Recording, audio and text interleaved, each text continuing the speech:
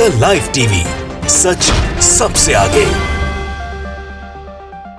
नमस्कार, मैं हूं रंजीत झा और आप देख रहे हैं द लाइव टीवी। बीते 9 सालों में 115 देशों की यात्रा कर चुके हमारे विदेश मंत्री, माफ कीजिएगा हमारे प्रधानमंत्री नरेंद्र मोदी को क्या मिला? बाबा जी का ठुल्लू। दरअसल इस वक्त जो बड़ी खबर सामने आई है वह चौंकाने वाली है। भारत जिसे अपना पड़ोसी मुल्क कहता है, जिससे दोस्ती की बात करता है, वह तमाम देश भारत को एक एक कर झटका देने में लगे हैं। और साथ किसका दे रहे हैं? चीन का।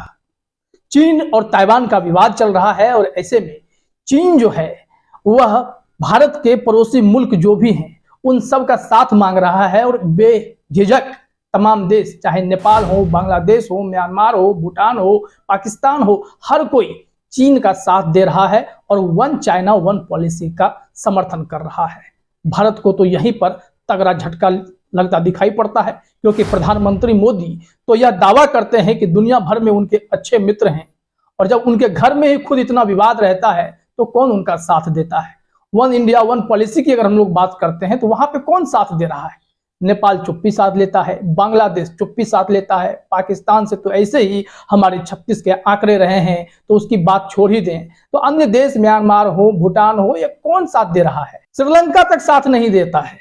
और श्रीलंका के जो खबर है, श्रीलंका भी वन चाइना वन पॉलिसी सिद्धांत को सपोर्ट करता है। बीबीसी के हवाले से एक रिपोर्ट है जिसमें यह बताया जा रहा है कि जेएनयू में साउथ एशियन स्टडीज सेंटर के प्रोफेसर महेंद्र लामा हैं। उन्होंने कहा है कि एक कारण तो यह है कि जिस तरह से चीन अपनी विदेश नीति को लेकर आगे चलता है वह अद्वितीय है। उनकी नीति का प्रसार इस तरह से किया जाता है कि लोग वन चाइना पॉलिसी पर यकीन करें। चीन अपनी इस नीति को कामयाब बनाने के लिए प्रोपेगेंडा का भी भरपूर इस्तेमाल करता है। वह कहते हैं कि हमारे देश में जो विदेश नीति रही है, खासतौर पर लद्दाख और जम्मू कश्मीर को लेकर, उसमें हम सार्क देशों को विश्वास में लेना ही नहीं चाहते। माना कि पाकिस्तान के साथ हमारे अलग किस्म के मसले हैं, लेकिन बाकी देश जैसे नेपाल, भूटान, बांग्लादेश, इन सब को बार बार अपना स्टैंड स्पष्ट करना चाहिए, उन्हें विश्वास में लेना चाहिए। लेकिन हम नियमित तौर पर एक नीति के तहत ये नहीं करते हैं, जबकि चीन अपनी नीतियों को फैलाने में आक्रामक तरीके से काम करता है। तो यह सब देख लीजिए कि चाइना बिल्कुल क्लियर है कि उसे क्या करना है और पड़ोसी मुल्कों को कैसे अपने साथ लेकर के चलना है। और क्यों पड़ोसी मुल्क जो है नेपाल, जिन्हें भारत कहता है कि ये तो हिंदू राष्ट्र है, इसके साथ हम लोगों को चलना है, या नेपाल हमारा ही साथ देगा, तो नेपाल कैसे झटका दे रहा है? कैसे बांग्लादेश झटका दे रहा है, जिनके लिए हमने इतिहास में इतनी मदद की, और वही देश आज प्रधानमंत्री मोदी के साथ खड़ा नहीं है, भारत के साथ खड़ा नहीं होकर के झटका देता है और चीन के साथ खड़ा हो जाता है। इसके कारण बताए गए हैं। बीबीसी में एक और जो स्टेटमेंट दिया गया है प्रोफेसर पी लामा का ही है कि एक वजह यह भी बताई जा रही है कि चीन से जुड़ी जब कोई बात होती है तो उसके विरुद्ध अगर चली जाती है तो उसका विरोध करने लगता है, मुखर तौर पर विरोध करता है। अब भारत की स्थिति क्या है कि भारत से ज्यादा एक्टिव चीन है मदद के मामले में। किसी भी मुद्दे पर चीन आगे निकल जाता है, भारत वहां पर फिसड्डी दिखाई पड़ता है। प्रधानमंत्री मोदी बातें तो बड़ी बड़ी करते हैं, लेकिन अपने पड़ोसी मुल्कों को भरोसे में नहीं ले पाते हैं। जो सार्क देश बना था उस पर भी हम लोग चर्चा करेंगे कि सार्क देशों की स्थिति बिगड़ने में भी भारत का ही हाथ है, क्योंकि चाइना ने तो अपना अलग राह पकड़ ही रखी है। और दूसरी ओर पाकिस्तान से हम लोग उम्मीद नहीं करते हैं कि बाकी के जो देश हैं वो चाहते तो सार्क चल सकता था। उसी के संबंध में भी एक आर्टिकल छपी थी आज से 4 साल पहले। उसमें भी यह बताया गया था कि कैसे प्रधानमंत्री मोदी विदेश नीति में फेल होते जा रहे हैं। वहां पर जो भी वो प्लान करते हैं इससे बड़े बड़े ढकोसले दिखाई पड़ते हैं कि ये इस देश का फलाना हमारा मित्र है, वहां का राष्ट्रपति हमारा मित्र है, वहां का प्रधानमंत्री हमारा मित्र है, मुश्किल घड़ी आएगी तो हर कोई साथ देगा। लेकिन भारत के अंदर जो सीमा विवाद है उसमें कौन सा पड़ोसी देश भारत का साथ देता दिखाई पड़ता है? कोई नहीं। अब अरुणाचल प्रदेश का मुद्दा आएगा तो उसमें कौन बोलेगा? कोई नहीं बोलता है। जम्मू कश्मीर के मुद्दे पर भारत के साथ कौन खड़ा है? कोई खड़ा नहीं होता है। यही स्थिति है। अब देखिए, संघाई में लंबे समय तक रह चुके पत्रकार अमित देशमुख कहते हैं चीन एक ऐसा देश है जो मॉडर्न कैपिटलिस्ट की तरह काम कर रहा है। मतलब भारत के आसपास के जितने भी मुल्क हैं उनके निजी मसलों में चीन की काफी दखलंदाजी है। कुल मिलाकर बात यह है कि भारत के जितने भी पड़ोसी देश हैं इन सभी को इंस्टेंट प्रॉफिट पहुंचाने में चीन भारत से कहीं आगे है। आम लोगों की जरूरत की चीजें चीन व्यापक तौर पर बना रहा है। हर छोटे बड़े देश में चीन कर्ज दे रहा है।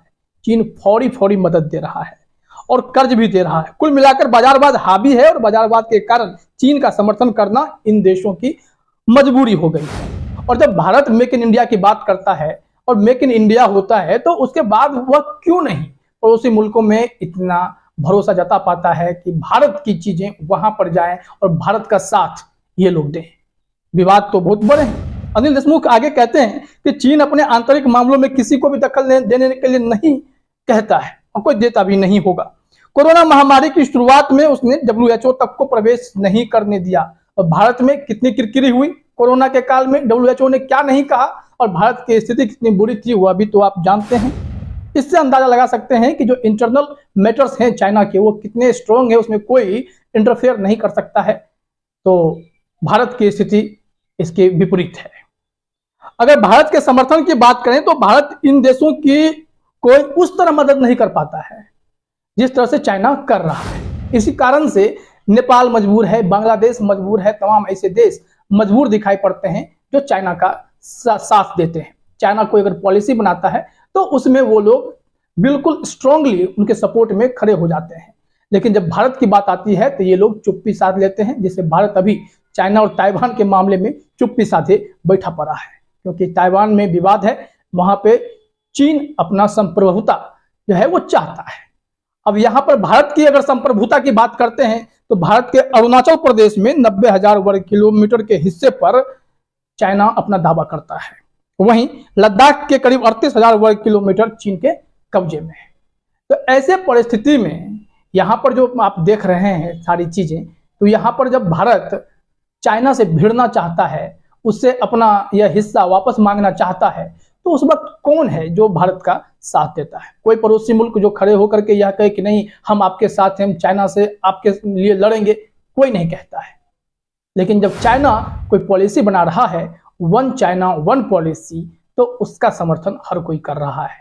यह अपने आप में बड़ा ही गंभीर मसला है कि आप इतने सालों तक दुनिया में घूम रहे हैं, 9 सालों से 115 देशों की यात्रा कर चुके हैं, कुल 63 विदेश दौरे हो चुके हैं, बावजूद इसके आपका मित्र कौन है? कोई नहीं है। मुश्किल घड़ी में कौन साथ देता है? कोई नहीं देता है। तो ऐसे में भारत को करारा झटका है। अदनात सा देश भी भारत के साथ नहीं है, ना नेपाल है, ना बांग्लादेश है, ना भूटान है। ये सार्क का अस्तित्व जो जानते हैं आपके दक्षिण एशिया सहयोग संगठन बनाता सार्क देश, उसमें पाकिस्तान, बांग्लादेश, नेपाल, चीन, म्यांमार, श्रीलंका, भूटान, मालदीव और अफगानिस्तान थे। ये तमाम देश एकजुट होकर के कहते हैं कि भारतीय प्रायद्वीप हैं जो हैं, इनको एक महाशक्ति के रूप में विकसित कर देना है और इसमें भारत की भूमिका अहम होगी। लेकिन चीन ने अपने रास्ते बदले, उसके साथ साथ पाकिस्तान ने भी अपने रास्ते बदल दिए। फिर स्थिति यह हो गई कि तमाम देशों को जो लेकर चलने की बात थी, भारत ने भी वहां पर ढुलमुल नीति अपनानी शुरू कर दी। नतीजा यह हुआ कि सार्क जो है बिल्कुल विफल होता चला गया। पैरेलल में चीन ने अपना संगठन आगे बढ़ाया, चीन ने अपनी ताकत दिखाई, वह अमेरिका से भी लड़ता है अपने देश के लिए। लेकिन भारत की स्थिति क्या है? ढुलमुल नीति है, पड़ोसी देश भी साथ नहीं देते हैं। अमर उजाला की एक रिपोर्ट है 2018 की, उसमें देखा गया है कि जिस सार्क की चर्चा अभी हम कर रहे थे, उस सार्क को खत्म करने की कोशिश कैसे हो रही है। वर्तमान केंद्र सरकार, यानी उस वक्त में भी मोदी सरकार ही थी, वर्तमान केंद्र सरकार ने दक्षिण एशिया के देशों को जोड़कर रखने वाले संगठन सार्क को खत्म करने में बड़ी भूमिका निभाई है। यह भारत के लिए बेहद खतरनाक साबित होगा।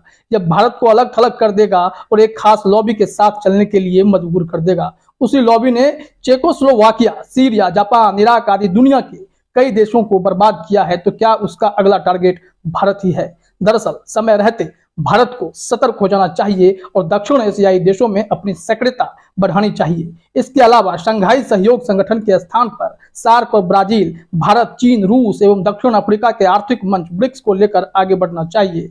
इससे चीनी साम्राज्यवाद के धारदार प्रहार को रोका जा सकता है। ऐसी बातें इसमें भी कही गई थी, लेकिन मामले का 4 साल बीतता चला गया और स्थिति अब यह है कि तमाम ऐसे पड़ोसी देश जिसे भारत अपने भरोसेमंद समझता है कि हर कोई आफत में हमारा साथ देगा, कोई नहीं दे रहा है। और जब चाइना की बात आती है तो ये लोग एक झटके में उनका साथ देने लगते हैं और प्रधानमंत्री मोदी को करारा झटका दे देते हैं। इसलिए हमने कहा इतना घूम लिए, दुनिया घूम लिए, लेकिन क्या मिला? बाबा जी का ठुल्लू। क्योंकि हर कोई तो अब आपको झटका ही दे रहा है। फिलहाल इस वीडियो में इतना ही। आप सभी का हमसे जुड़ने के लिए बहुत बहुत धन्यवाद। द लाइव टीवी, सच सबसे आगे।